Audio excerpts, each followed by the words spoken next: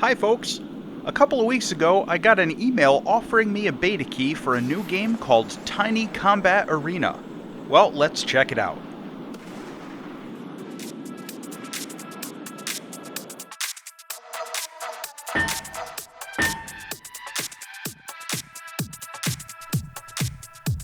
So, what is this?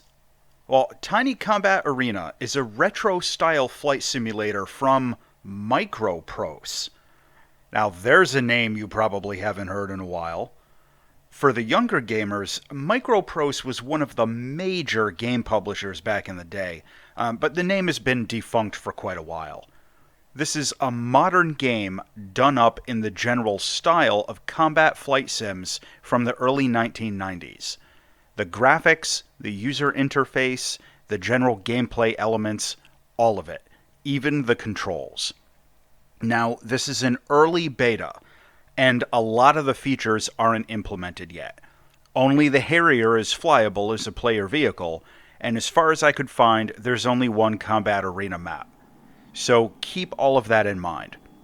The game is a basic combat flight simulator with both air-to-air and air-to-ground attack gameplay. The menus and user interface use this vector line art style that was really common back in the day, but it's rarely used anymore.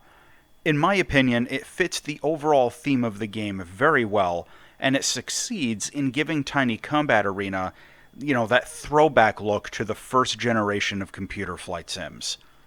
The graphics are blocky, with low polygon objects. It uses texture dithering instead of real transparency effects, and it's got global illumination. Now, younger gamers might be looking at this and scratching their heads, but trust me, this is how flight sims looked for quite a long time. This is all there was. Only they had much lower screen resolution back then. For old farts like me, this is a shot of nostalgia right in the arm. So let's talk about the actual gameplay. The very first thing to mention, the game is almost unplayable without a joystick or a controller.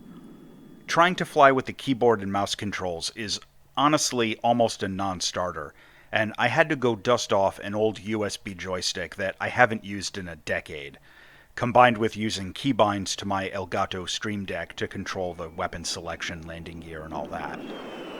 There are currently two game modes. The first is a quick battle, which is basically like a free flight where you kind of create your own mission. And the second is the demo of the arena mode, which looks like it's going to be the primary game mode once the game is further along, and I think it's got some good potential for multiplayer. Now, in the quick battle, you literally just click through a setup screen, configure the teams and what kind of mission you want. For example, a dogfight or ground attack, then it's off into the action. For the arena mode, it's a bit more dynamic, where there's a battlefield with ground forces trying to capture some objectives, and you're trying to stop the other team and help your team while providing close air support as enemy fighters are coming in on combat air patrol trying to stop you. Now, you might have noticed that I'm mostly flying in a cockpit view.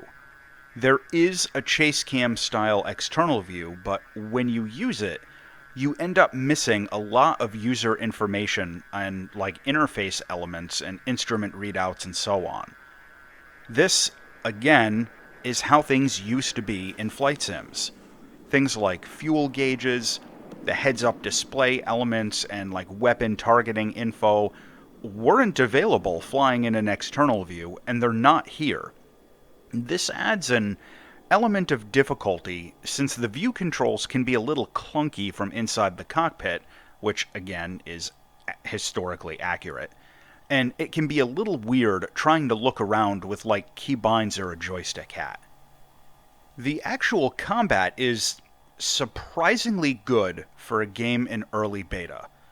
The dogfighting is functional and the AI fights back, but the difficulty curve is pretty low.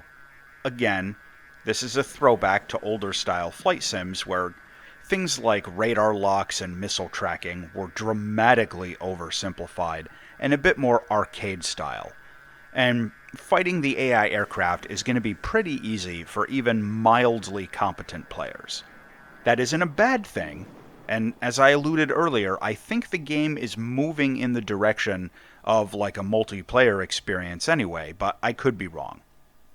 Anyway, the ground attack gameplay is a bit more challenging.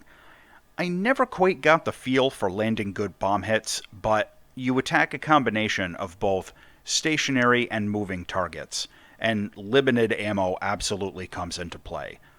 You can also use the Harrier's gun to blow up ground vehicles, and the game takes things like fuel into account. Now, in a couple of missions, I got low fuel warnings, but I never actually ran out. It might not be implemented yet, or the low fuel warning might have been like 30% instead of something like 10%, more along than, what I expected. But either way, it's there.